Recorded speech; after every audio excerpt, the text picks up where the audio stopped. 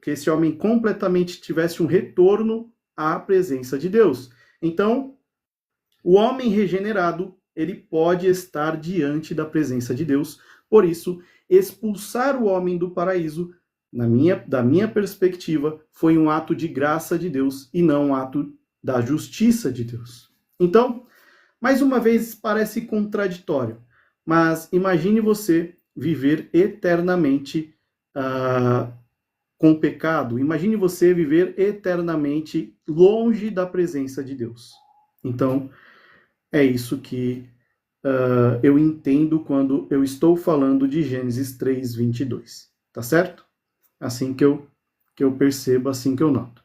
Antes de partirmos para a próxima parte, mais alguma coisa? Algum comentário? Tá tudo certo? Quer que você termine para nós poder fazer as perguntas. Vai com calma, Bodão, por favor. Eu Quinta-feira. quero que você me responda. Eu já tô vindo com raiva de outra live. Vai sobrar pra você. Não. Mantenha a raiva lá na outra live. Bom, sem mais, vamos então avançar na história. Tem esperança e agora na educação do William, do Bial. Vão perguntar calmamente. Eu tenho certeza disso. Na hora da pergunta do William e do Bial, eu posso sair e tomar o lugar outro aqui? Só para perguntar. Pode ter uma substituição? Bom, nós avançamos no tempo, né? Porque não dá para a gente contar aqui a história inteira, ok? Então nós avançamos no tempo e agora eu prometo que vai ser um sprint rápido. Avançamos no tempo e chegamos em Gênesis 11:4. Por que Gênesis 11:4? Veja, aqui já passou o dilúvio, aqui já passou, o homem já foi expulso, tudo já aconteceu e chegamos em Gênesis 4. E em Gênesis 11:4 diz assim: Depois disseram, vamos construir uma cidade com uma torre que alcance os céus. Assim nosso nome será famoso e não seremos espalhados pela face da terra. Olha que interessante. Aqui é a história da Torre de Babel. Se nós voltarmos para o início e lembrar da ordem de Deus para o homem, o que iria glorificar a Deus? O que Deus mandou o homem fazer lá no início? Deus mandou o homem se multiplicar e espalhar-se pela terra. Se multiplicando e espalhando pela terra, a glória de Deus seria espalhada pela terra, porque nós temos filhos perfeitos, né, sem pecado, antes do pecado, pré-queda. Então, seria espalhado pela terra a glória de Deus. Se temos pessoas que glorificam a Deus espalhadas pela terra, temos então a glória de Deus espalhada pela terra. Qual é a proposta do homem na Torre de Babel? A proposta do homem na Torre de Babel é uma desobediência completa a essa ordem de Deus. Por quê? Porque o homem quer se juntar em um ponto específico, o homem já não quer se espalhar pela terra, e o homem quer a glória para ele. O homem não quer entregar a glória para Deus. O homem quer ser o dono da glória. Então, isso é uma desobediência completa. O homem já está completamente fora do que Deus instituiu, do que Deus ordenou que o homem fizesse. O homem já não quer se espalhar e o homem já não quer glorificar a Deus. É aí, então, que seguimos a história. Deus desce, confunde a língua e espalha esse homem pela terra. Depois disso, lá para frente, mas isso é uma outra história, isso será desfeito, né? Nós vemos isso sendo desfeito, ou pelo menos parte, né, disso sendo desfeito, isso sendo desfeito em pequena escala, quando o Espírito Santo desce sobre todos ali, e todos ali ouvem, né, na sua língua natal e etc. Então a união das línguas aconteceu lá em Atos 2, ok? Mas aí também é uma outra história. Então, Deus desceu, confundiu tudo, espalhou o homem pela terra e etc. Todo mundo também já conhece essa história. Partimos para Gênesis 12, do 1 e 2, que diz assim: Então o Senhor disse a Abraão, lembra? A terra está espalhada, cada um falando uma língua, já são várias culturas, etc, etc. Então o Senhor disse a Abraão, saia da tua terra, do meio dos seus parentes e da casa de seu pai, e vá para a terra que eu lhe mostrarei. Farei de você um grande povo, e o abençoarei. Tornarei famoso o seu nome, e você será uma bênção. Então, Deus, o que Deus faz? Deus levanta um missionário. Deus inicia um projeto, Deus inicia missões. Ele chama Abraão. Para que ele chama Abraão? Deus chama esse missionário e promete que por meio dele todas as famílias da terra seriam abençoadas. E é aqui que Deus inicia então a sua grande nação. Nós entendemos, eu entendo, é bom sempre falar eu entendo, que Abraão ele foi chamado não para não para ser um povo exclusivo, dotado de Deus, um povo muito legal, um povo eleito e que aquele povo era especial, era o bibelô de Deus. Não, não é sobre isso. Abraão não foi chamado para ser o quadro de Deus, para ser o vaso de Deus. Abraão não foi chamado para ser o enfeite de Deus na terra. Abraão ele foi chamado para Deus criar, para Deus formar a sua nação, e por meio dessa nação, todas as famílias da terra seriam abençoadas. Para isso, Abraão foi chamado. Deus não escolheu um povo pronto. Deus, na verdade, ele formou um povo para que a sua revelação alcançasse a todos na terra. Veja que interessante em 1 Pedro 2,9. O que diz em 1 Pedro 2,9? Diz o seguinte: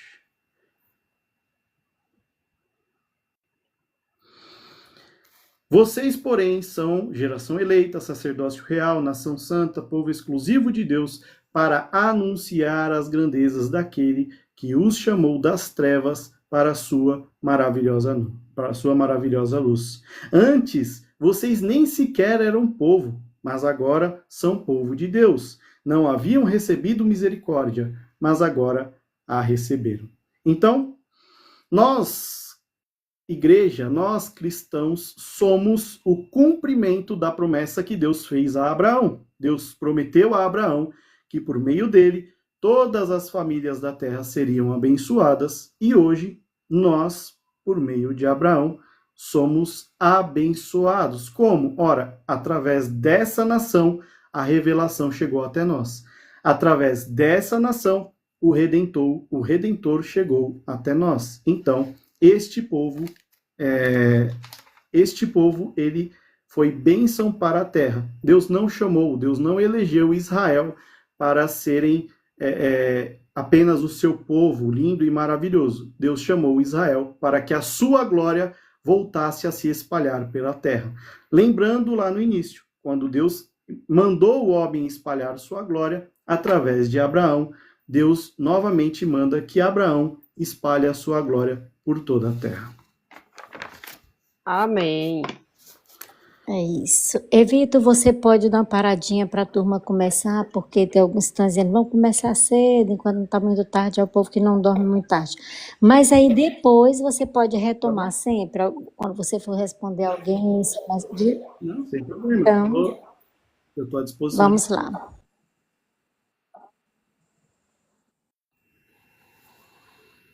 Quem nunca esteve por aqui? Graça e paz, irmã Eliette, Aline, primeira vez na live de vocês, né? Uma live que tem uma audiência enorme e espero participar mais vezes. O Vitor já é um amigo da praça, não sei por que ele entrou para esse caminho, né? Um ex-calvinista, nunca vi isso na minha vida, isso é o fim do mundo aí. O Biel, meu irmão, parceiro, Samuel, o Wilson depende da live, é o que ele é. O Bodão também conheço, o irmão Verdade também. Ô Vitor, eu queria te fazer uma pergunta. E eu fiquei encucado, Você citou Gênesis capítulo 3. Parece que dá uma ideia ali que Adão e Eva, vamos voltar para Adão e Eva, tinha livre-arbítrio. E com o passar ali do texto, eu queria que você me explicasse, na sua visão, Gênesis capítulo 4, verso 12. Deus declara que Caim seria fugitivo e errante na terra. E eu tenho um verbo ali, talvez ele seja um dos poucos verbos hebraicos que aparecem no texto, que ele é um futuro imperativo divino, ou seja, um decreto, não é uma permissão.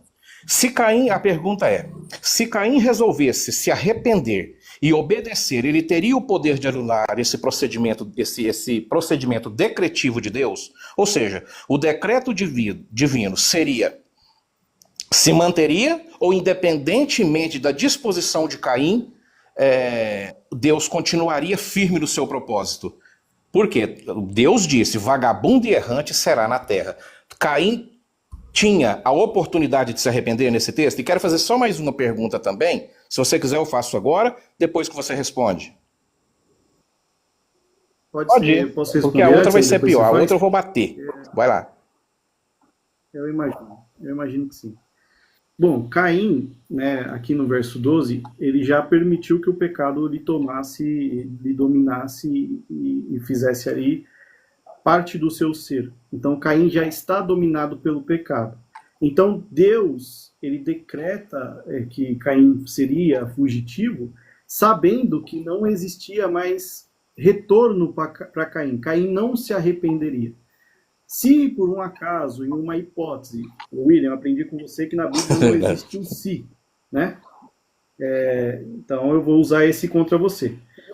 Se, em uma hipótese, Caim viesse a se arrepender, eu entendo que Deus não teria decretado dessa forma. Deus decretaria que isso aconteceria até que ele se arrependesse. Sendo assim, de acordo com a presciência de Deus, Deus já tinha visto que o pecado havia dominado por completo Caim, não haveria retorno para Caim, porque Deus avisou anteriormente a Caim que se ele permitiria que o pecado lhe dominasse, ele permitiu que o pecado dominasse, que o pecado domine, e então, no verso 12, eu entendo que é apenas consequência de tudo que aconteceu. Caim poderia se arrepender? De acordo com o versículo 12, não. Mas não porque... E aí minha perspectiva, ok? Não porque Deus decretou que assim seria, mas porque ele já sabia que para Caim não tinha mais. Na verdade, se ele sabia, porque ele viu o futuro, porque o futuro foi ele que estabeleceu lá na frente. Tá. Agora, eu quero trabalhar com você na confusão das línguas. Aqui é um problema. Por quê? Se Deus confundiu as línguas, eu quero ver sua visão. Se Deus confundiu as línguas em Babel sem pedir permissão a ninguém, aonde entra o livre-arbítrio humano diante de uma decisão que anulou a vontade de dezenas, centenas, milhares de pessoas? Aonde entra a liberdade desse povo aqui? Tá. Bom, primeiro, William, Também. eu já conversei com você em várias oportunidades, e você sabe muito bem que eu concordo com o decreto de Deus. Deus decreta muitas coisas. Deus é um Deus que é soberano sobre todas as coisas. Deus não é meio soberano. Deus, ele é soberano sobre tudo e todos, ok? Partindo deste princípio, a liberdade do homem estava anteriormente em obedecer ou não a Deus. A confusão da língua desses homens, ela vem posteriormente ao homem decidir em seu coração tomar a glória para si e construir uma torre até chegar a Deus, unindo-se então nesse lugar.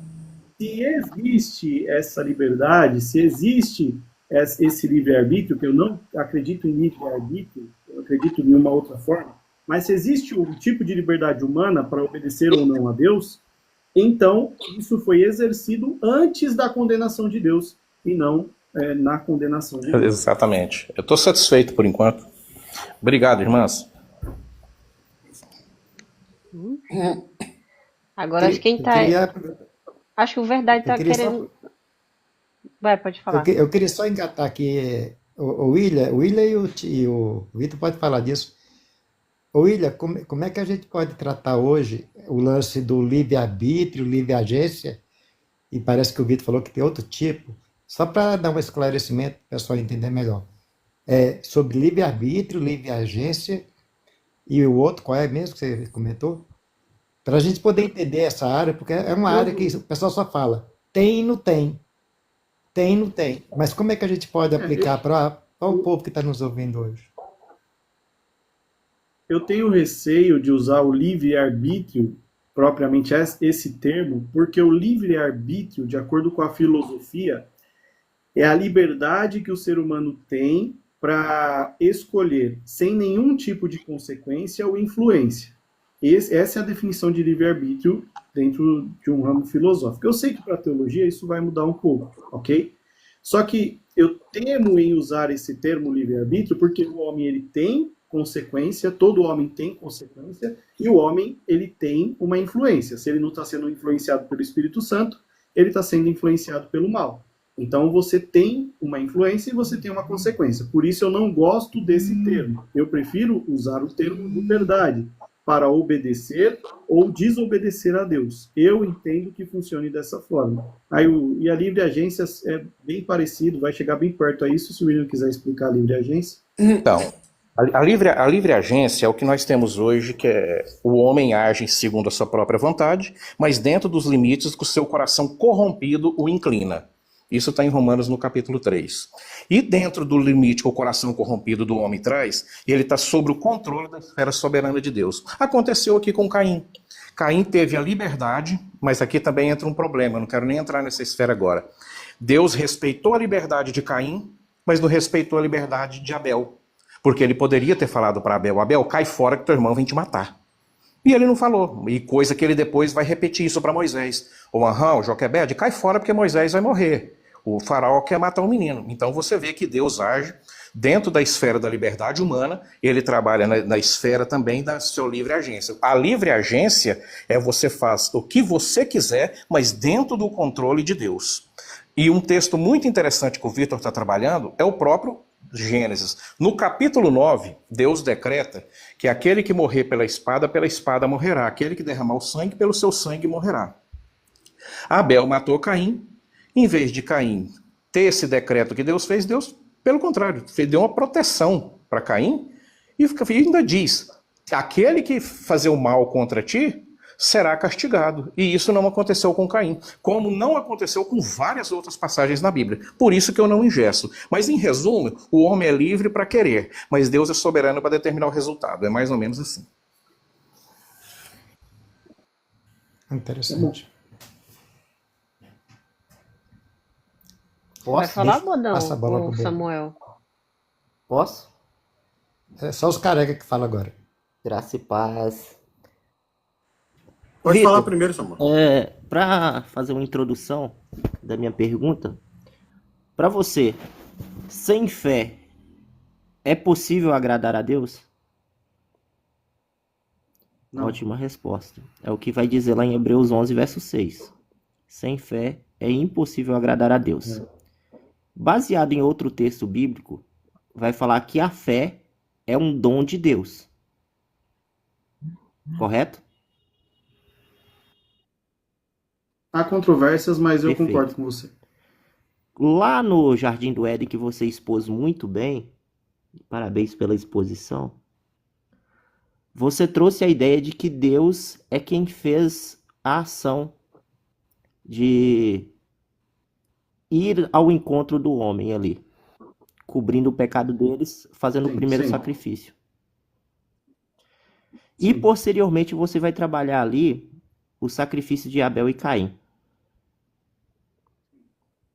Se ao... Eu não falei de Caim. Quem falou foi o William, ok, tá bom. perdão. Segue. Mas enfim, mais uma coisa está relacionada à outra ali naqueles dois sacrifícios ali.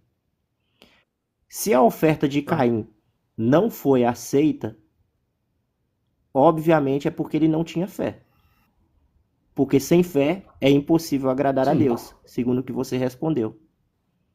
E anteriormente, na live passada, e agora você também trouxe o texto de Gênesis 3,15, só que você não concluiu o verso, né? Que foi o que a gente trabalhou. Por inimizade entre tua descendência e a tua descendência. Se sem fé é impossível agradar a Deus, e a gente entende que a oferta de Caim ela foi rejeitada e ele sofreu consequência por isso, a ação dessa fé de Abel e a falta de fé de Caim é uma ação do homem ou a ação de Deus ali? Tá. A resposta curta ou a resposta longa? Veja, a fé, e eu disse isso e eu digo sem medo de errar, é Deus quem busca o homem, é Deus quem vai até o homem. Então, a fé é posta por Deus. Deus é quem dá a fé, ok? Então, a resposta curta é Deus quem dá a fé. E é interessante porque nesse texto de Caim, de Abel, Deus ele primeiro rejeita Caim, depois a sua oferta. É isso que o texto deixa muito claro. Então, basicamente é isso. Caim tinha um coração bom e Abel não tinha um coração bom, vamos dizer assim, dessa forma. A única coisa, o Samuel, que eu entendo sobre a fé, ela é dada por Deus, ela é colocada por Deus, tudo isso é verdade, isso é real. Eu só vou até o ponto em que Deus ele dá a fé, Deus ele coloca a fé, mas como a fé é um dom, o homem, e aí é novamente aquilo que eu entendo, o homem ele tem a capacidade de negligenciar esse dom. É aí que nós soltamos a mão, basicamente é isso. Então, Deus quem dá a fé, Deus quem coloca a fé, mas o homem ele tem a capacidade de negligenciar esse dom de Deus. Bodão? Está caminhando nessa questão de vontade do homem, se o homem realmente tem essa vontade dominada, mas eu gostaria de perguntar para o Vitor algo que a gente já havia discutido anteriormente, né? Como ele tratava esses contos aí de Gênesis, né? E ele me falou que viu de forma literal. Só que persistentemente ele usa de forma simbólica os textos, né? E é bem verdade que não é preciso ser literalista, o literal ele não é literalista, mas quando eu uso a literalidade e quero apontar para algo que o texto não diz explicitamente, mas fonotivamente, eu vou ter que usar figuras de linguagem, né? E eu quero perguntar se ele mudou a visão dele sobre como ele interpretava o texto, ou se ele continua achando que o texto é literal. E se for literal, eu quero que ele me aponte as figuras de linguagem do texto. Porque eu entendo que se eu vejo algo que não é literalista no texto, eu preciso apontar figuras de linguagem. Pelo menos a boa interpretação diz assim. Ô Bodão, já conversamos muito sobre esse tema na live passada e eu achava até desnecessário isso, esse agora. Mas eu entendo que Gênesis todo ele é literal, escrito em uma linguagem poética, mas estar escrito ou não de uma forma poética não diz que é verdade ou que é mentira, é apenas a forma literária que o autor escolheu para escrever. E quando chegamos em Gênesis 3:15, eu entendo que ali é uma linguagem profética. Deus está dando ao homem uma profecia de algo que aconteceria para o futuro. Aliás, não somente para o futuro, mas a inimizade da descendência com a descendência, ela vai acontecendo ao longo da história. Mas o ponto final, onde o descendente fere a cabeça da serpente e a serpente fere o calcanhar, isso vai acontecer lá na cruz. Então, eu entendo que o texto é literal e ali é uma linguagem profética. É porque tu fez a mesma coisa que tu fez no texto da queda, quando o homem cai, tu fez novamente quando Deus faz a vestes para o homem. Se o texto é literal, eu tenho que entender que aquilo ali aconteceu. Mas é literal. Peraí, mas como é que é literal? Mas Deus olha só, como é que é literal e você fez uso da simbologia do texto? Onde é que se é literal? Não, assim, tu entende? Não, é literal. Olha só, deixa eu só terminar a pergunta. Deus fez se você entende que é literal, tá bom. Para ter alguma coisa que remete você tem que usar figura de linguagem. A linguagem literal, pelo menos até onde eu entendo, toda vez que ela foge da coisa que realmente é para ser, ela tem que usar uma figura de linguagem. Ela vai usar uma metáfora, ela vai usar um pleonasmo, ela vai usar a ironia. Então, onde é que está a ironia, onde é que está a metáfora nisso aí tudo? Para que você possa transformar esse texto e não ser literalista. Não, é literal. O homem fez roupa de folha para ele e Deus fez roupa de pele para ele. É literal. Pronto. Existiram duas roupas, uma de folha e uma de pele. Então é literal. Então não tem como você arrancar a simbologia daí, né? Se é Não. literal. Não, tem, Então deixa de ser literal. Não tem como eu arrancar assim. Não tem. Peraí, calma. Peraí, Bodão. Não tem como eu arrancar simbologia daqui, mas eu posso olhar para este cenário, para este acontecimento e entender que ali foi uma resposta de Deus a uma ação humana. Sim, eu posso olhar isso aí. Agora o que eu não posso é dizer que o texto é literal e ficar arrancando a simbologia do texto. A resposta de Deus A resposta de Deus para o homem é: olha, você fez roupas de folha, não foi o necessário, não foi o suficiente. Você não atingiu o objetivo. Eu farei para você roupa de pele. É isso assim, que Deus está falando. Então, toda a interpretação que tu fez anteriormente sobre aquilo apontar para Cristo, aquilo ser o cobrimento da moralidade do pecado, tu tá jogando fora agora? Já que é literal? Não. Então você tem que decidir se é literal ou se é simbólico. Porque não pode ser. Aliás, o texto ele não pode ser as duas coisas. Ele tem, ou o texto. Pode não pode. A interpretação pode. Coisa eu te provei na semana passada. Na semana passada eu te provei que existe um simbolismo dentro de algo que aconteceu. Aí é outra coisa, olha. Olha só, Vitor. É assim, ó. Eu usei na semana passada com você o texto do povo atravessando o Mar Vermelho. O povo atravessou literalmente o Mar Vermelho. Paulo vai dizer que aquilo é um batismo. Ora, mas ali é um símbolo. Não, Paulo, símbolo, é diferente, porque Paulo não interpreta a Bíblia como nós dois interpretamos. Você sabe disso, né? Que Paulo ele não interpreta a Bíblia da mesma forma que o protestante interpreta. Aí é outra questão. Se nós formos para aí é que não vai ser literal mesmo. Aí não vai ser literal mesmo. Vamos lá para o Pardês. Pardês é diferente do método que a gente usa. Você sabe disso. Agora eu te digo assim, o que o texto diz, e não é o que o texto diz, né? O que o texto diz e o que ele quer dizer, há uma diferença. Agora, o caráter do texto, ele é literal ou ele é simbólico? Por quê? Você diz que, olha só, o problema que eu acho, Vitor. O texto é literal.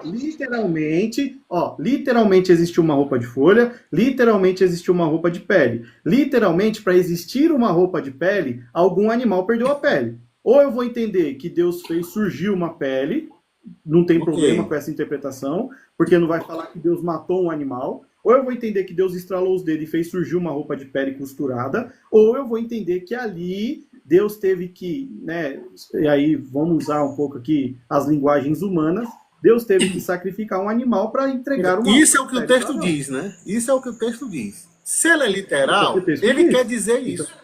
Entendeu? Porque nós temos um limite entre o que o texto diz e o que o texto quer dizer.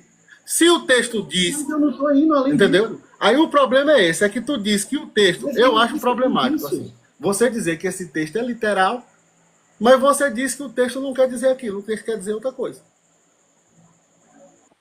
Mas eu estou trabalhando a literalidade do texto. Na literalidade do texto, eu vejo Deus fazendo um sacrifício para vestir Adão. E nesse Agora sacrifício... é a vez. Perdão, Vitor, perdão. Agora Eu continuo com a mesma dúvida sobre a tua interpretação, Vitor. Desculpa. Depois a gente faz a rodada e vocês se encontram de novo na rodada. Agora é o Biel que chegou um pouquinho antes também. Vamos lá, Biel.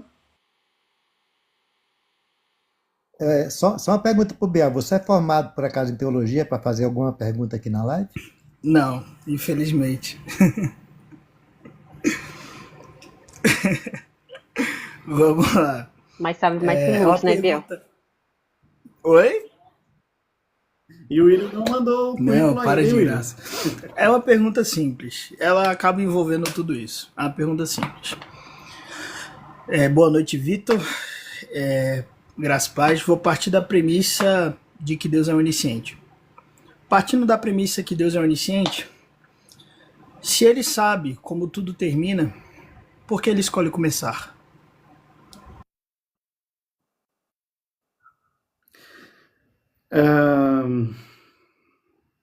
Você falou que era uma pergunta simples, né? Olha, a resposta mais honesta é que tudo é para a honra e glória dele. Deus só criou o ser humano para louvor, adoração a ele, para a honra e glória do nome dele. Essa é a resposta fria e crua. O Evangelho, a Bíblia, não tem a ver com a gente. Nada tem a ver com nós, com o ser humano. É tudo sobre Deus, ok? Se Deus já sabe o jeito que irá terminar, bom, eu entendo que é porque ele é um Deus relacional, ele é um Deus que deseja eu preciso usar linguagens humanas para tentar explicar uma pergunta que é humana. Então esse Deus relacional, ele quer se relacionar com a sua criação. Por que Deus criou? Porque ele achou que era uma boa ideia. Não consigo ir além disso, Biel. Desculpa, minha limitação. Pela resposta. Passo minha vez.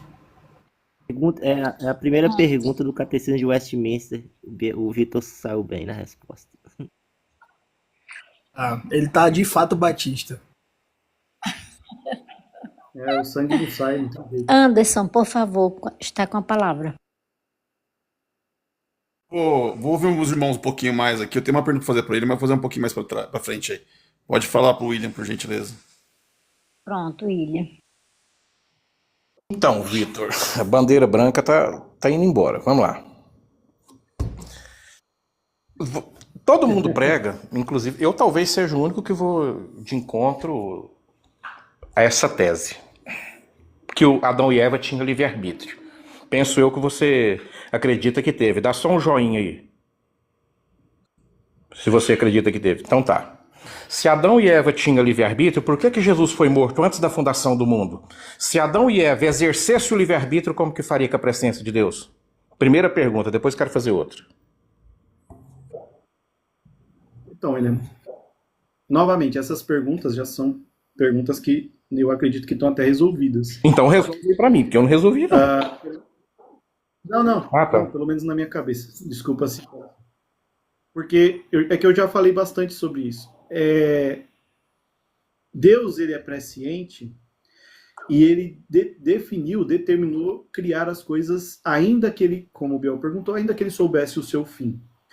Eu só entendo que essa presciência de Deus, ela não vai anular a decisão, a escolha do ser humano.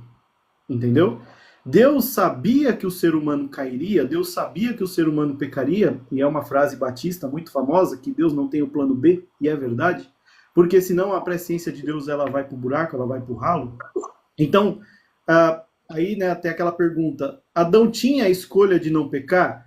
Eu entendo que era uma possibilidade, mas Adão não comeria do fruto? Não, por quê? Porque ele comeu, e Deus sabia que ele comeu, tanto que Jesus foi morto desde a fundação do mundo. Ou seja, resumindo aqui o que eu quero dizer com isso. Adão e Eva tinham o livre-arbítrio, a livre agência, ou a livre escolha de obedecer ou desobedecer a Deus? Eu creio que sim, eles tinham essa possibilidade. Mas, seguindo a presciência de Deus, então, essa possibilidade, ela fica apenas no campo da potencialidade. Potencialmente eles poderiam escolher desobedecer a Deus, mas isso não se concretiza e Deus já sabia que isso não se concretizaria. Então, Deus não tem plano B justamente por isso, porque a presciência dele não falha. Foi claro? Dentro desse raciocínio, quando que foi que o seu nome foi escrito no livro da vida?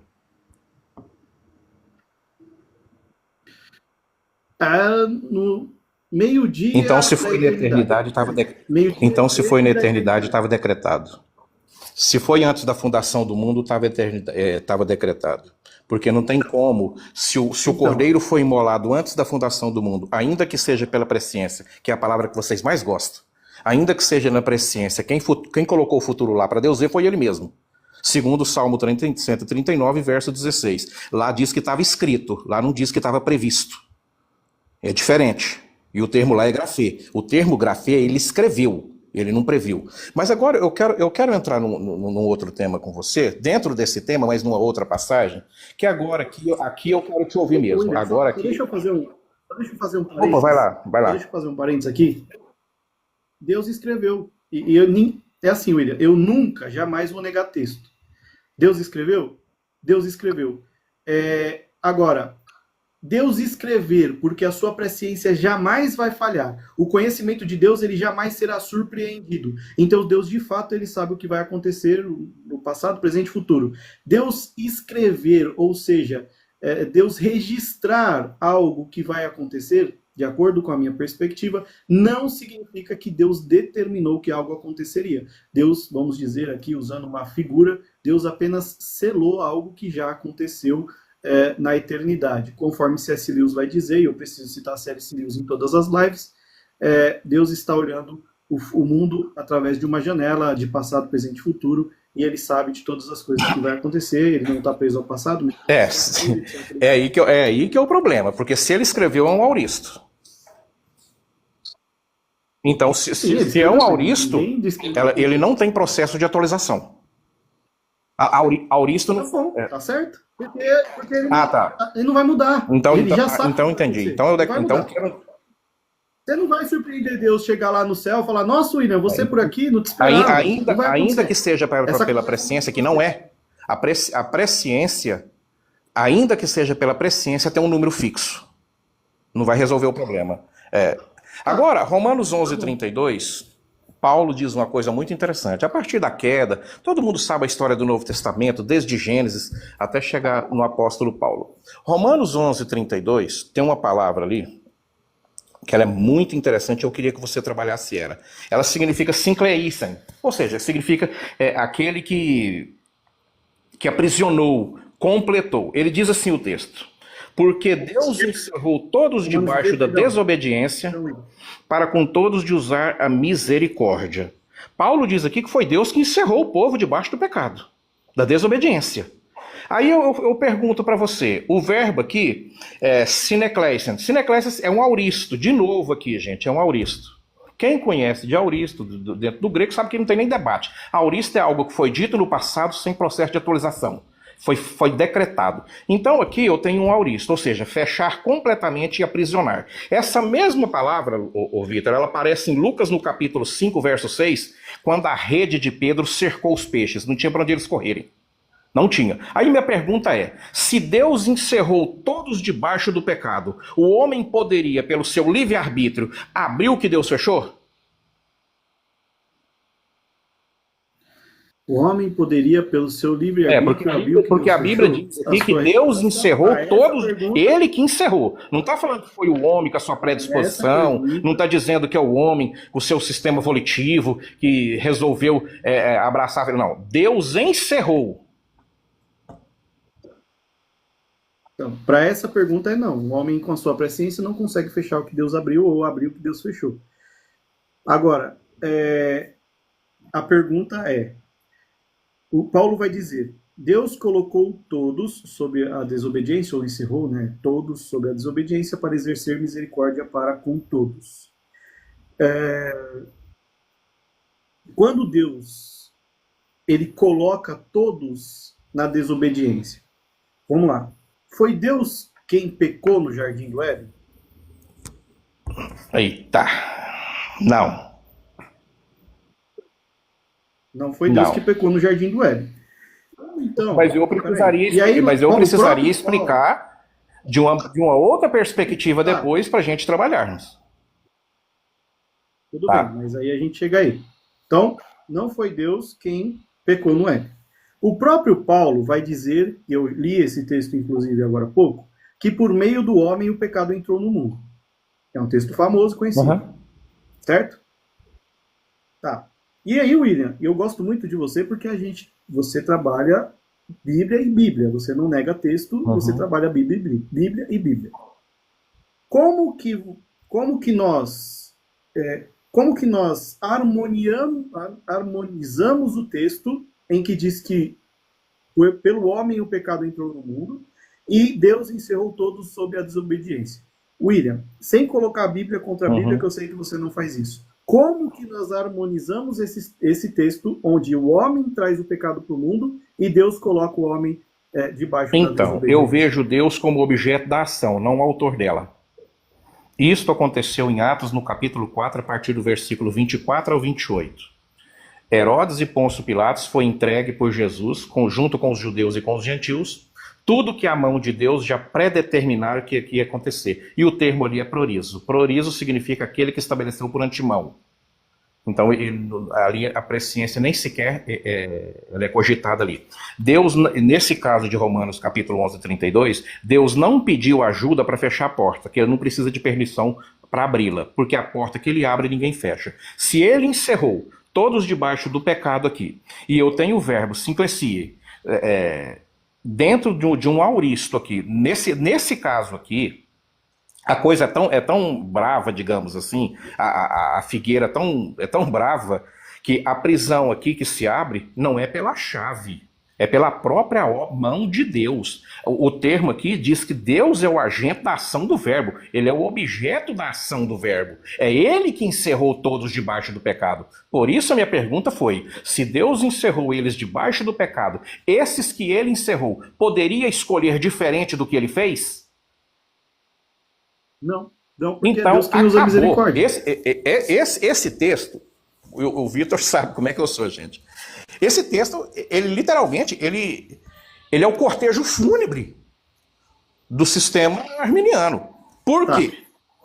Por quê? Porque eu tenho um auristo, gente. O auristo é diferente da língua portuguesa. O auristo ele não tem processo de atualização. O auristo, ele é um decreto no passado. Ele é um decreto. O auristo subjuntivo não quer dizer, se fosse aqui, que não é o caso, até o Flavinho citou embaixo, se fosse um auristo subjuntivo, não quer dizer também que Deus está dando possibilidade. É que aquela possibilidade seria mais tarde ou mais tardia. É essa que um auristo vai dizer. Agora, nesse caso aqui, Paulo não diz que o homem caiu sozinho, mas que Deus encerrou. E o verbo aqui está na ativa. Aqui é o problema. Por quê? Se o verbo está na ativa, alguém está exercendo ação sobre esse verbo. E aí que tá. E aqui que eu trago, então, essa harmonização de textos, ok? Desde o início, no início da live, eu estou trazendo a ideia de que o homem, ele não consegue voltar, retornar à presença de Deus. Isso nós concordamos, ok? Sim, sim. Deus precisa resgatar este homem. Deus precisa trazer este homem de volta, porque o homem é incapaz de se apresentar a Deus, ok? Aqui, tudo certo, né? Tá. Posso fazer a última pergunta só para mim finalizar? Pode ser, mas peraí. Como que Deus usou de misericórdia para com esses homens que ele encerrou debaixo de desobediência? Exato. Através de Cristo. O homem pode, através do seu livre-arbítrio, abrir uma porta que Deus fechou? Não. Mas Deus abriu a porta. Qual é a porta? Jesus Cristo. Qual é a misericórdia de Deus? Jesus Cristo. Qual é o caminho para atravessar essa porta? Jesus Cristo. Então o homem pode abrir uma porta que Deus fechou? Não, mas o próprio Deus deixou uma porta aberta. Jesus Cristo, através de Jesus Cristo, o homem alcança a misericórdia exatamente. de Deus. E só para responder na rolagem, disseram aí embaixo, alguém falou aí, que o auristo subjuntivo expressa um desejo ou talvez uma disposição de sim ou não. Não. No grego, o auristo subjuntivo, ele não tem nada a ver com possibilidade, tá? O subjuntivo, quando vem com riná, ele marca finalidade, ele não marca dúvida. O grego não tem nada a ver com o português. No português, o subjuntivo, sim, é uma hipótese, eu posso fazer ou não. No grego, não, ele só marca finalidade e não dúvida. Então, esse é o problema. O auristo subjuntivo não é incerteza, é intenção. Paulo não fala de um talvez divino, de um propósito que poderia ter acontecido. Ele fala de algo que já está determinado. Mas a minha última pergunta é bem interessante. Paulo diz, lá no livro de Colossenses, que Deus concedeu o arrependimento para os gentios. Ele concedeu. Quando você vai para o grego, você sabe disso? Quando você vai para o grego, concessão não é para todos ali. Tanto é que Paulo depois vai dizer que a fé não é de todos. Se ela não é de todos, ela é de alguém. Se ela não é de alguém, ela vai cair em alguém. Paulo diz também, eu vou precisar dessas 3 passagens para construir, que o querer e o efetuar é de Deus. Então eu tenho 2 verbos. E 2 Timóteo, capítulo 1, verso 9, está escrito que ele nos salvou e nos chamou, não segundo as nossas obras. E a palavra ali não é obra, tá? É argon. Argon significa esforço humano. Não é pelos nossos esforços humanos, mas segundo o seu decreto, lá está decreto, e determinação, e ele vai dar a data, antes dos tempos eternos. Então eu tenho uma data aproximada, né, de quando foi a nossa salvação, antes dos tempos eternos. Mas a minha pergunta é, Paulo usa 2 particípios verbais aqui, salvou e chamou. Mais uma vez, esses 2 particípios aqui estão no auristo. Quem conhece de auristo sabe que não tem debate. Da aurista é algo que foi revelado no passado sem processo de atualização. Deus escolheu no passado e acabou. Esse salvou e chamou aqui, antes dos tempos eternos. Eu não sei você.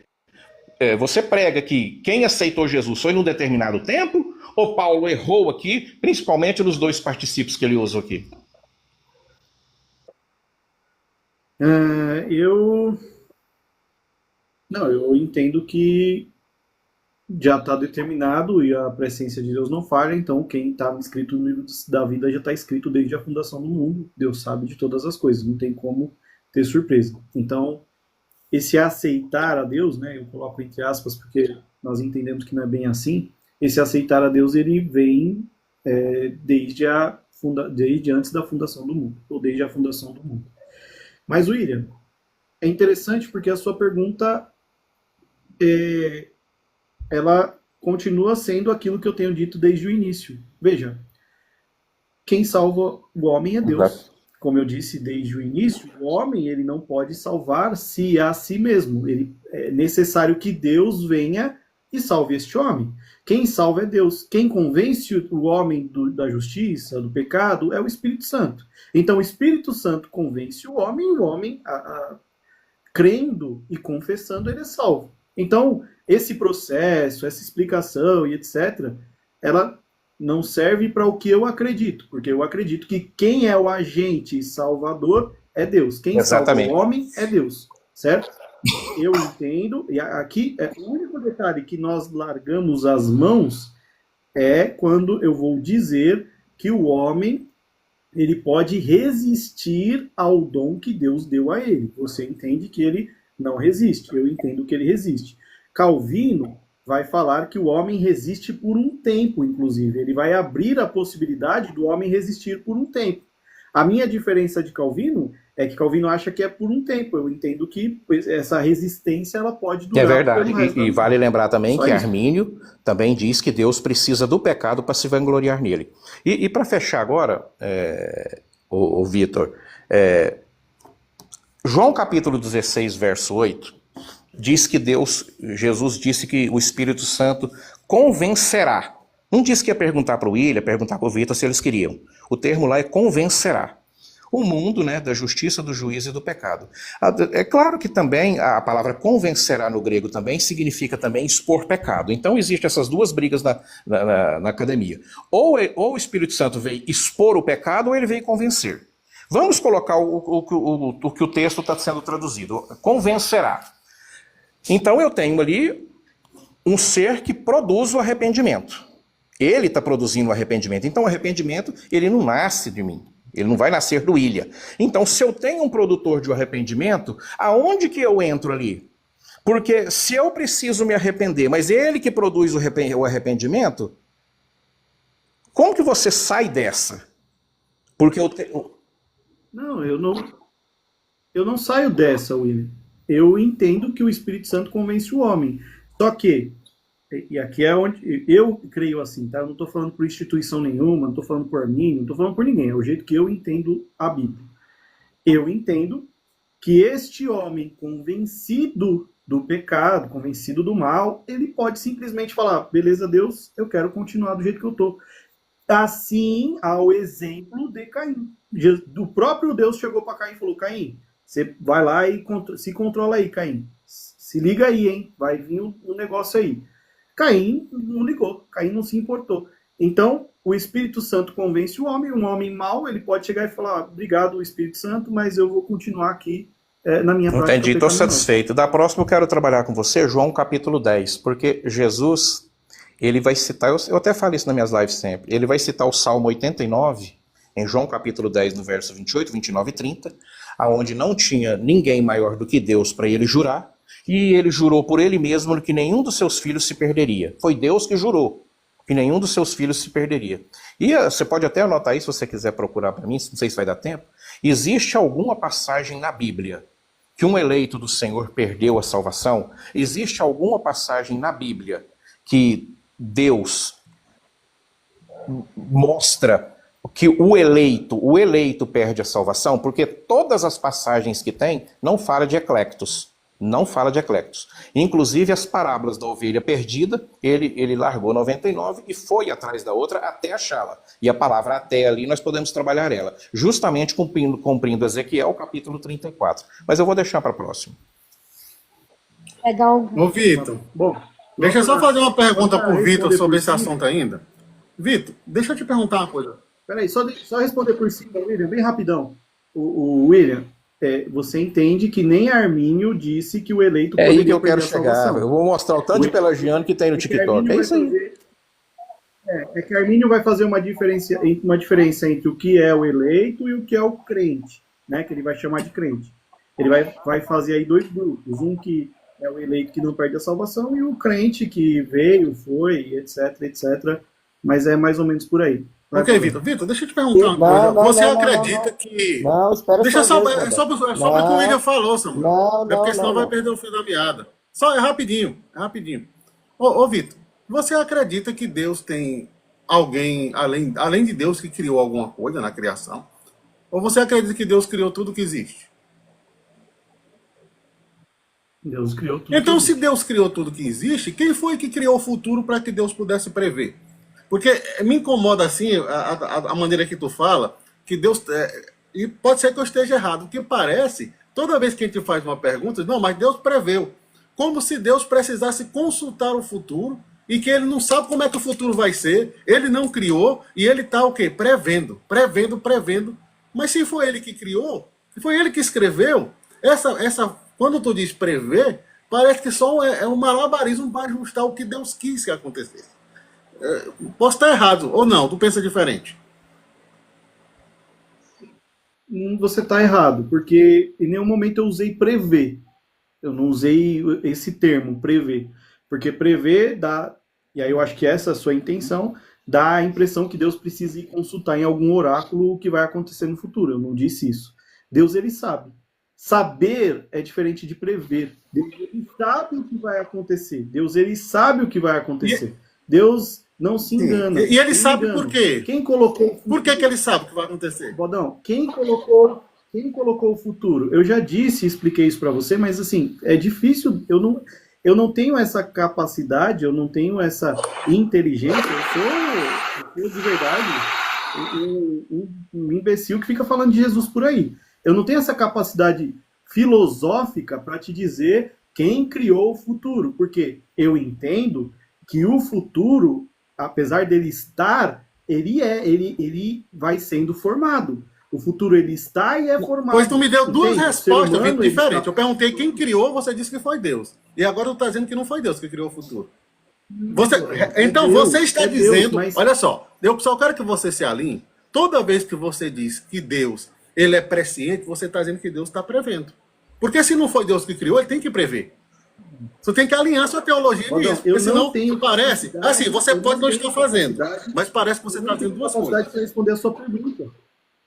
Não estou dizendo duas coisas, é que eu não tenho capacidade de te satisfazer em responder essa pergunta. Eu já disse o que eu acho. Quem colocou o futuro? Ora, o futuro, ele, para Deus, ele é, para o homem, ele está sendo. Então, é muito complexa essa pergunta sua. Não faz sentido para mim e não faz sentido para você. Não, para mim faz. Que Deus, se Deus já criou todas as coisas, ele criou o tempo. Agora você me diz que Deus criou todas as coisas, mas agora você está me dizendo que Deus não criou o futuro. Eu acho incoerente. Criou todas as coisas. Aí você acha. Tá bom, obrigado. Samuel quer falar há horas. Ele pediu após o William, que eu acho que ele queria engatar algo junto. Vai lá, Samuel. Vamos lá. Vitor, minhas perguntas não vão ser tão complexas que nem a do William, mas eu queria... E aqui, eu vou vou tirar aqui as luvas, né, do box para fazer uma pergunta sincera, que eu estava trabalhando isso, mas não cheguei a uma conclusão. Então, eu confio na sua honestidade teológica, por isso que eu vou trazer essa pergunta aqui para você. Você entende que um dos atributos incomunicáveis de Deus é a imutabilidade, perfeito? Ele é imutável. E normalmente quando a gente trabalha esses temas, esse tema em si, o pessoal vai falar sobre a justiça de Deus, né? Que é um atributo comunicável. Nós podemos ser justos, correto? E aí eles vão falar, Não na medida de exato, Deus, mas é um mas atributo mais justo. comunicável. Não na medida de Deus, de fato. Mas assim, quando a gente trata sobre decreto e liberdade humana, vem aquela famosa pergunta: se o ser humano não tem liberdade, Deus ele acaba sendo injusto por não dar liberdade para o homem, perfeito? É uma máxima que alguém fala, Sim, mas sim, eu mas nunca assim, falei isso. normalmente se trabalha nessa perspectiva, que fere a justiça de Deus não dar um livre-arbítrio para o homem, perfeito? E aí que Tá. está a questão. Partindo da ideia de que Deus ele é imutável, ou ele é justo, ou ele é injusto, e dentro do plano redentor de que o homem era, em certa medida, perfeito, ele cai, e com a queda vem consequências dessa queda, e aí vai ter o plano redentor até o novo céu e nova terra, perfeito? Eu poderia dizer que esse livre-arbítrio ele não seja uma consequência da queda? Por que essa pergunta? Trabalhando a ideia de que, de fato, o homem tem livre-arbítrio e ele tem essa liberdade de escolher. Eu poderia dizer que o homem, antes da queda, não tinha esse livre-arbítrio, ele passou a ter como consequência da queda, porque no novo céu e nova terra não teremos livre-arbítrio. Não sei por quê. Mas você entendeu a pergunta? Entendi. Mas você está falando que no novo céu e na nova terra não teremos Sim. livre-arbítrio. Eu não sei por que não. Tem texto que vai dizer que o livre-arbítrio do homem será Porque, removido? partindo da ideia de que o homem tem livre-arbítrio, ele pode ter a escolha de pecar novamente. Tá. Aí você está dizendo que ele vai ser retirado o livre-arbítrio porque ele não pode Isso. pecar novamente. Tá. Vamos tentar entender. Adão, eu entendo que Adão ele tinha a liberdade, a livre escolha, ele podia escolher obedecer ou desobedecer a Deus. É assim que eu vejo livre-arbítrio, é obedecer ou desobedecer a Deus, ok? Então, já em Adão ele tinha essa possibilidade, tanto que ele desobedeceu a Deus. No céu, nós teremos a liberdade para obedecer ou desobedecer a Deus. O que eu entendo é que nós, seres humanos, com o corpo glorificado, junto de Deus, na presença plena de Deus, nós não sentiremos vontade de pecar. O pecado não fará parte da nossa realidade. Primeiro, porque ele será aniquilado, o pecado será destruído, aniquilado. E segundo, porque o nosso ser pleno e perfeito, com uma comunhão plena e perfeita com Deus, nós simplesmente não sentiríamos vontade de pecar. E aí eu entendo que continuaremos livres, mas que isso não fará parte da nossa realidade.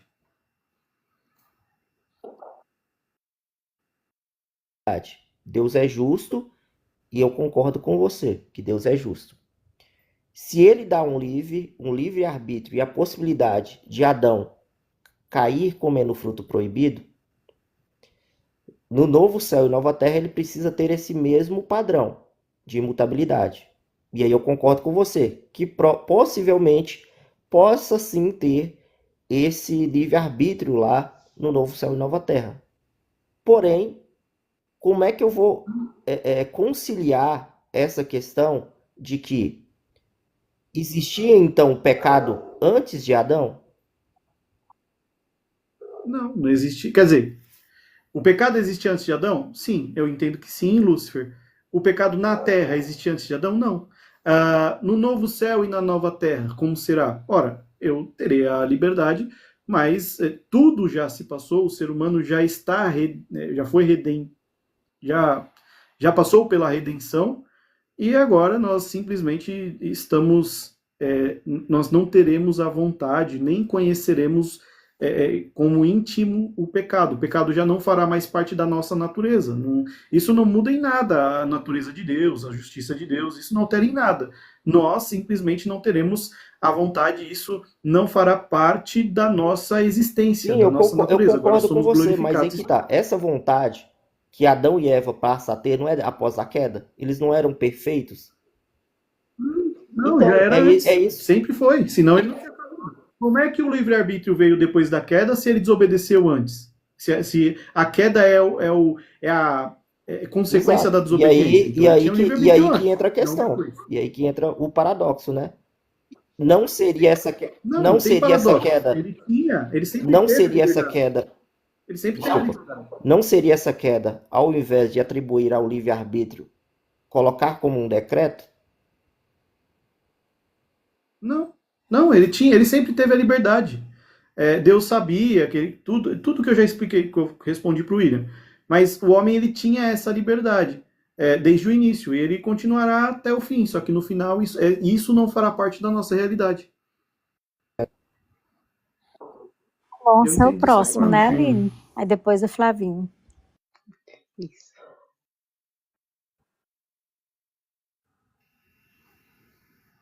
Tá aí, Alonso. Alonso. Boa noite, irmãos. Pai do Senhor. Boa noite, paz. Eu peguei pela metade que o Vitor está sendo sabatinado, é isso? Ou pode fazer pergunta para qualquer uma pessoa?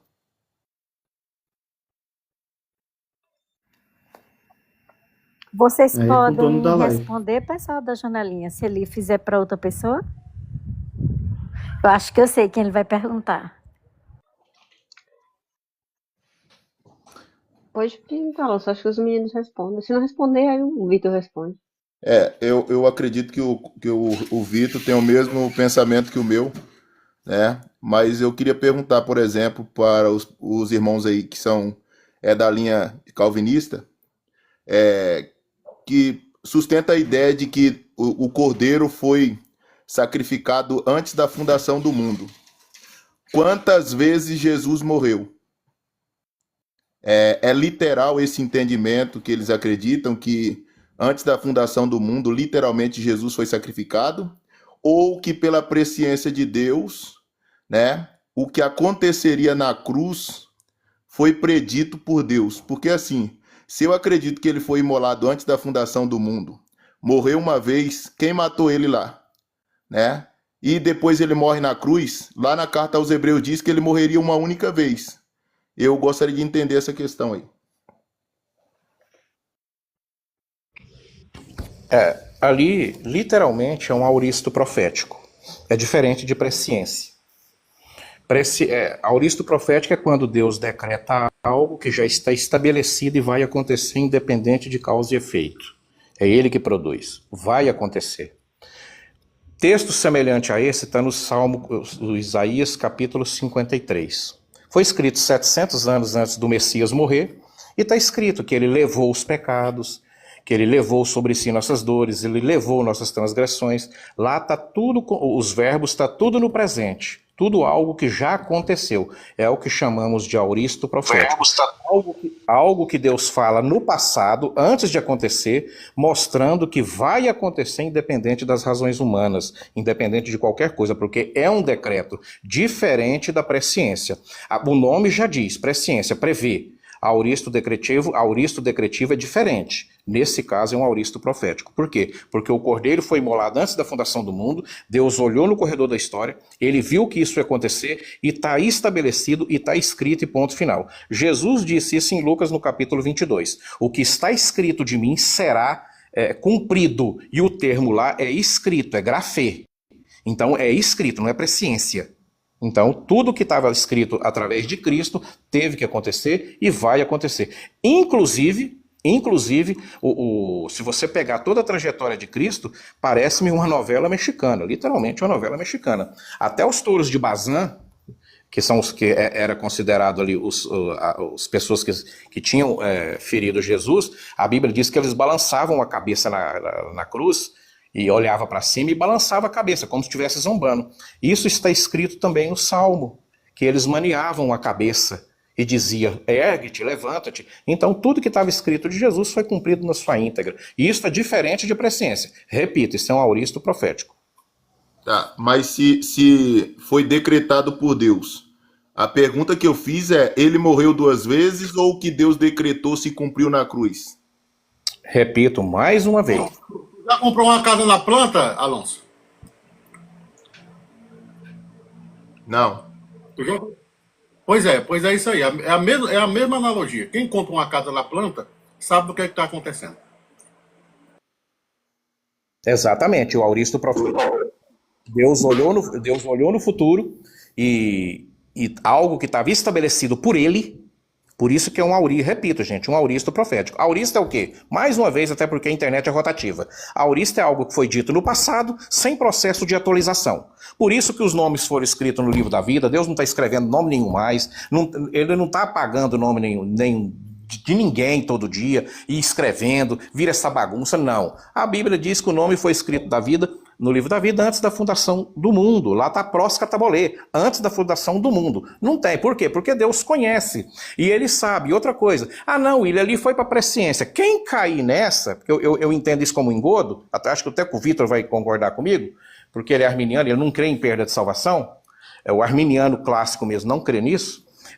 Por que se o nome escrito no livro da vida foi escrito antes da fundação do mundo, e se Deus escreveu o nome do William e depois ele apagou, em algum momento então a presciência dele falhou. É como se Deus então, a minha salvação fosse por conduta. Deus colocou uma tornozeleira eletrônica no William, olha William, conforme for o andamento da carruagem, eu vou ver aqui como é que você vai, meu irmão. Se você titubear, eu arranco daqui. Então ele fica vendo a minha conduta. Em última instância, quem determina a minha salvação sou eu. E outra coisa, quem crê que foi você, a pessoa que crê que foi ele que aceitou Jesus, eles não vão falar abertamente, porque eles não ousam fazer isso. Mas de cara eles estão dizendo, foi eu que escrevi meu nome no livro da vida. Foi eu que escrevi. A partir do momento que eu aceitei, eu escrevi. Isso não tem nenhum respaldo bíblico. Aliás, pelo contrário, as 2 passagens que falam do livro da vida, falam que foi escrito antes da fundação do mundo. Mais uma vez aqui, eu tenho um auristo, nesse caso, ele está implícito, mas dentro da sua presciência. Assim como aconteceu em Lucas, no capítulo 22. Algo semelhante a esse aconteceu com o apóstolo Pedro. Olha que interessante. Lá em Lucas, no capítulo 22, Jesus disse assim, Pedro, o diabo me pediu para te cirandar como trigo. E eu orei para que a tua fé não desfaleça. E tu, quando voltar, lá não é converter, tá lá é voltar. O termo ali é epstrépsia, porque não existe 2 conversões na Bíblia. Isso é só no TikTok. Quando voltar, confirma teus irmãos. O que é que Jesus fez aqui? Ele trabalhou diretamente na conversão de Pedro. Ele interviu na salvação de Pedro. Por quê? Porque ele orou para não desfalecer. Bom, se ele orou para Pedro não desfalecer, porque ele viu uma queda. Se ele viu uma queda, ele interviu no livre-arbítrio de Pedro, porque ele disse, eu orei para que a tua fé não desfaleça. Então você vê Deus agindo dentro da salvação de Pedro. Diferentemente, agora já é um outro caminho, mas eu vou só traçar esse paralelo, ele vai falar para Judas, Judas, o que você tiver de fazer, vai lá e faz rápido. Então, e vale lembrar que o termo grego ali é erotô, eu orei, ou seja, eu pedi para alguém para te salvar, Pedro. Eu pedi para te salvar. Se Pedro tivesse essa liberdade libertária como é pregado, Deus poderia falar assim, ó, Pedro, o diabo me pediu para te cirandar, irmão. Cuidado, hein? Eu já fiz tudo que eu podia fazer, isso de tudo e vamos ver onde vai dar. Você se vira aí. William, mas Jesus orou por Pedro quando? Na eternidade ou quando ele estava vivo? Por isso que eu disse, você não entendeu, penso eu que você não entendeu. Eu disse o seguinte, Jesus interferiu na salvação de Pedro. Mas interferiu quando? Na eternidade ou quando ele estava encarnado? Nesse caso, Jesus ele veio em terra, né? Ele tinha que cumprir o que estava escrito. Então Pedro não estava salvo na eternidade, passou a ser salvo quando Jesus orou por ele. Não. João capítulo 15, verso 16, Jesus disse assim, não me escolheste vós a mim, mas eu vos escolhi, para que vá e dê fruto. Para que vá e dê fruto, não é porque eles deram. Então Deus não viu nada bom neles. E o termo ali, o grego, é exelexaste, a palavra escolheu. Escolheu é auristo. Acabou o debate. Se é que tem... Só que quando Deus diz que não viu nada bom em mim, ele não viu na humanidade inteira, visto que todos pecaram. Ele não viu na humanidade inteira. Você falou de Pedro, você não falou na humanidade. Eu estou falando que a palavra escolhestes ali é exelexaste, em João 15. Mas quando ele disse escolhestes a mim, ele falou para Pedro? Ué, ele falou para quem? Hã? João 15,16, ele falou foi para quem então? Você está se referindo a João 15,16? Você tinha falado de Salmo? É porque a escolha ali foi na eternidade, por isso que é um auristo. Escolhestes é exelexaste. Exelexaste é um auristo médio. É escolha na eternidade. Tá, porque assim, eu vejo que é meio que incoerente o raciocínio de que Deus nos salvou, nosso nome foi escrito no livro da vida na eternidade como sendo um algo literal e não o poder de Deus de prever, né, de decretar um futuro que aconteceria, porque desse jeito Jesus morreu na eternidade e eu perguntaria, porque assim, quando ele morreu na cruz, foram os romanos que mataram a Cristo. Quem matou Cristo na eternidade, por exemplo? Deus. Deus. Deus matou Cristo na eternidade, depois ele morreu na mão dos romanos. 2 vezes ele morreu. Atos capítulo 4, verso 27 e 28 diz que Deus predeterminou a morte de Cristo. Leia. E tem mais, a Bíblia diz que Deus usa os romanos para matá-lo. Isaías 53 diz que Deus agradou moê-lo. Deus Exatamente. o fez Mas e na eternidade ele usou quem para matar? Ele usou os homens. Se você ler Atos capítulo 4, verso 27, é porque aqui a live parece que é do Vitor. Porque trabalha assim, eu penso que nem precisaria trabalhar muito esse texto. O texto por si só, ele é uma oração independente, ele não precisa de complemento, ele se responde por si só. A Bíblia diz que os gentios, o povo de Israel, Pôncio Pilatos e Herodes agiram conforme a predeterminação de Deus. Deus é responsável pela morte de Jesus? Isaías disse que é. Porque Deus agradou em moê-lo. Jesus não veio aqui na Terra correr um risco. O que me espanta é como que as pessoas acreditam numa profecia, se não acreditam, eles acreditam numa profecia, mas não acreditam em decreto. Porque a profecia ela tem que cair em alguém ou em alguns. Agora, me conta uma coisa, eu queria até entender, Vitor, eu quero te ouvir. A profecia pressupõe que algo vai acontecer e já está estabelecido para acontecer. Se essa profecia ela depende da reação humana, ela depende da motivação. Essa profecia pode não acontecer se o cara que Deus olhou lá na frente não tiver motivado para cumprir. Aonde está isso nas Escrituras? Pelo contrário, as Escrituras, no Salmo 46, verso 10, Deus usa o decreto, presciência e decreto, no único versículo. Ele usa 2 vezes o decreto e 1 vez a presciência. Se eu não tiver enganado, ali é um rapax legômeno. Se eu não tiver enganado. É a única vez que aparece na Bíblia isso. Não aparece em outro lugar. Se eu não tiver enganado. Por isso que eu estou abrindo aspas aqui. E aconteceu isso também em Atos capítulo 1, verso 16. Diz que Judas traiu Jesus por causa de uma previsão de Davi. E vale lembrar que eu tenho uma preposição grega ali que chama peri. A cerca, tanto que o João Ferreira de Almeida traduziu certo. A profecia foi a cerca de Judas. A cerca, então foi uma profecia específica, porque essa preposição, ela precisa de uma definição, ela por si só, ela precisa se definir, ela precisa ter um agente definidor, e eu não tenho nenhuma preposição, eu não tenho nenhum verbo ali que flutua para falar que ela poderia cair em alguém. Poderia ser Pedro, poderia ser Maria, não. O texto diz que Judas foi entregue por causa de uma profecia de Davi acerca de Judas. Atos capítulo 1, verso 16. Então, eu queria entender como que o arminiano, não, até para o Vitor explicar, como crer numa profecia se não crer num decreto? Porque então, Deus fica jogando dardo, vem quem cai, eu vou ver onde vai cair essa profecia. Vai lá, quase que foi em Pedro, gente. Ainda bem que caiu em Judas. Não, eu entendo que foi um decreto, por várias outras passagens. Inclusive em Mateus capítulo 27, verso 3, aonde o texto grego usa o termo metamelomai. Mesmo Judas tendo arrependido, e ali eu tenho uma voz média dentro do seu sentido, mas ali ela trabalha como um presente do indicativo ativo, que Judas teve um arrependimento contínuo. Se ele foi salvo ou não, é outra história. O que eu vejo aqui? Deus trabalhando na predisposição do ser humano para cumprir seu decreto para o bem e também para cumprir o seu decreto por propósito, mesmo aos nossos olhos sendo maus. Pode explicar, Vitor, fica à vontade. Bom, William, novamente, e assim, tá? Eu acho que grande parte dos arminianos, eu não faço parte dos arminianos, não sou calvinista também, saí da torcida organizada, dos dois lados. Eu acredito que nem os arminianos eles vão desqualificar as profecias ou os decretos. O Armínio vai falar várias vezes sobre os decretos de Deus. Deus, ele decreta, Deus é soberano. Se o arminiano não acredita em decreto de Deus, a gente vai ter que jogar fora Daniel. O livro de Daniel, ele é basicamente decreto após decreto.